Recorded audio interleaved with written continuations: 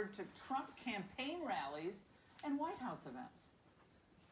This is last night on his COVID spreader tour. I mean, he's a super spreader. What the president is doing is irresponsible. It is dangerous. He is holding super spreader events, deadly events. He's once again creating super spreader events just to appease his ego. We could have had another super spreader event at the White House this week. Well, they're all super spreading manure and what they're saying, okay? What did they say about the celebrations that broke out in the street for Biden and Kamala this past weekend? I call it unbridled exuberance. It's like, Nora, the country's having a nationwide block party. The only thing I can compare it to is the mission to take out Osama bin Laden. I found the whole celebration, everything that I've seen across the country, so inspiring. What you saw today erupting in the streets was people daring to hope again. Oh my God. Could someone call Hallmark greeting cards for that in-depth analysis by joining me now, Ari Fleischer. Only a super spreader of positivity and fact-based analysis and Fox News contributor, former White House press secretary. Ari, the hypocrisy is so obvious that it's almost boring, but it does beg the question, how much political capital will Biden really have to try to, enforce lockdowns early part of the year, given the fact that his task force members, a number of them, have been very open to reinstituting them? Yeah. Well, first, Laura, let me go back a second. You shouldn't have me on the show. You should have another doctor, because clearly COVID knows the cause.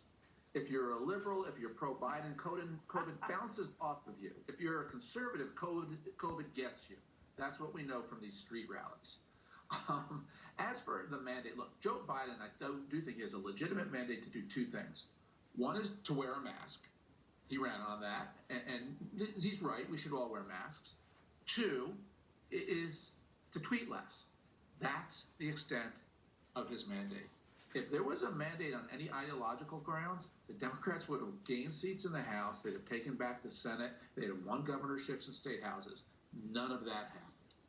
Well, I'll say, Ari, I disagree with you on the mask thing, and the reason why is because in these crowds of people, as you noted, I mean, there's a lot of people wearing masks, but they're pulling their masks down, they're touching them. We've watched all the YouTube videos, touching them, moving them, taking them off, putting them on, and they're right up next to each other.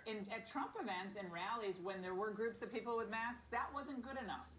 So I don't buy any of it. I think all of it is for them, the mask represents, still the threat. You got to grow government, as Dr. Gray said.